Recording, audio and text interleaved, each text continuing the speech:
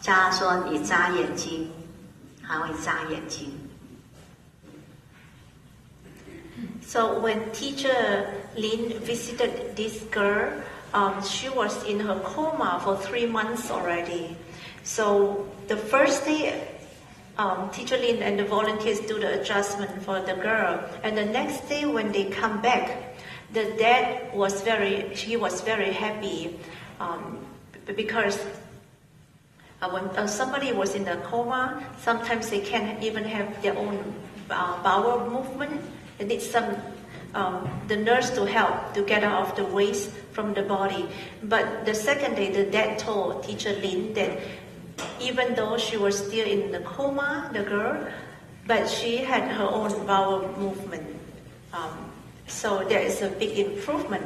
So the second day they did the adjustment, and the third day when they came back, that's the day when teacher Lin had to go to the airport to leave Malaysia. And in the middle of doing the adjustment, that this girl, she started to move her leg up because for 3 months she was in a coma and she didn't move at all. Both of her legs are flat on the bed. But this time she moved her legs and then put it on one side. Maybe she was tired or trying to move it, and then she opened up her eyes. During her coma, sometimes even she have movement on her eyes, but you can only see the white, or it's not focused. So the dad actually thought that even when the girl woke up, maybe she's going to be blind. But on the third day, she opened up her eyes and she actually looked as if like she's looking at each person. So the dad asked her, say, "Can you blink your eyes?" And then she actually blinked. 我们第一天去帮她 adjustment for your daughter, but not as long as you can do it for your daughter. If you know how to do it, you can help your daughter. You don't have to depend on someone else. So he decided to hire a nurse for his daughter and then attended the class. Volunteers actually have 2 hours. It's like a volunteer clinic to help anybody who came in to just do the adjustment. So one day, the adjustment is every day from 10 to 12. So one day while they are doing the adjustment, there's one lady who was holding another lady, and the lady that she was holding was vomiting. They were like rushing to the place where they are doing the adjustment. So teacher Lin just immediately give her a chair and set her down, and then they found out from the girl who was holding this girl who was vomiting that they were having breakfast. In Malaysia, there's many like outdoor markets, and in the outdoor markets, there's people selling breakfast. So she was having breakfast there, and the place there is a fan, and the fan dropped on her head.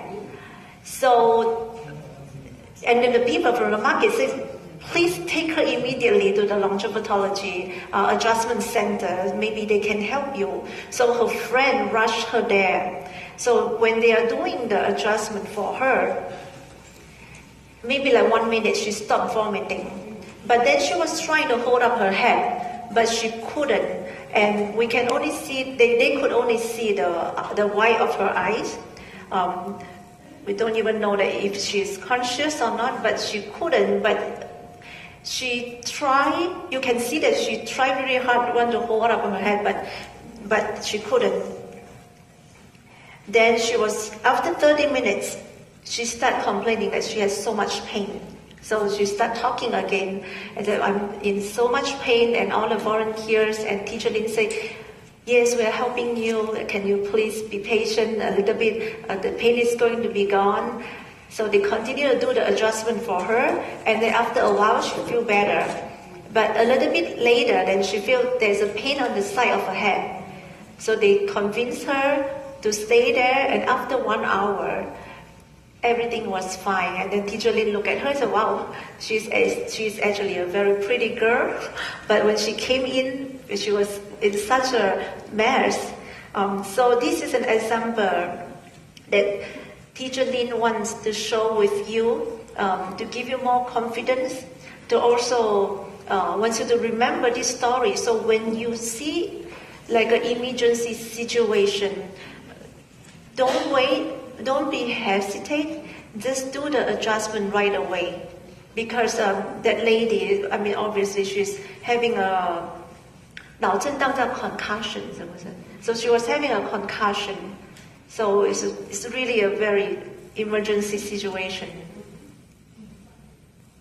手指头会麻，这个人是因为颈椎这个地方自己的颈椎压到了神经，所以它就会引起手指头会麻。So if you have numbness or like a tingling feeling on your fingers, it's because on your neck vertebra is being compressed. So you have to do the adjustment over here. 那可以一只手放颈，一只手放在手麻的地方，枪也帮他调，这个脚就会回来。所以一个年纪大的人，这个位置很重要。好，等到下半场，我再告诉你们这个位置到底有多重要。好。So for many people who experience sciatica, you will feel the shooting pain all the way from these parts, all the way shoot down from to the side of your thigh. And all this is caused by, because your bones over here is being compressed, because our spine is actually made up of, is it called a disc? Each one, and between each disc it has a cushion, kind of like a cartilage. And then when we age the cartilage, or for any reason, sometimes maybe we injured from injury, the cartilage becomes thinner and thinner. And when it's very thin or maybe it's all gone, then the compression over here is going to send the shooting pain from here all the way down, and this is the sciatica. So you do the adjustment on these parts. And also some people, that each disc is not arranged in a very orderly patterns, and then they will have, I think it's called hernia. Yeah, then it's very painful. So no matter it's hernia or sciatica, you do the adjustment from here. Then between chakra number 3 and number 2, teacher did say that this is a very important part, especially for older people. You must take care of these parts. It's very important. These parts is in charge of all the health, is associated with everything that we have with our legs. So if you have walking problems and all that, it's probably you do more adjustment from here. There's one word I don't know how to say. 刚刚讲的这些问题都是肾弱了，所以就会造成这些问题的。骨盆叫什么？有没有人知道？刚才老师说的那个骨盆。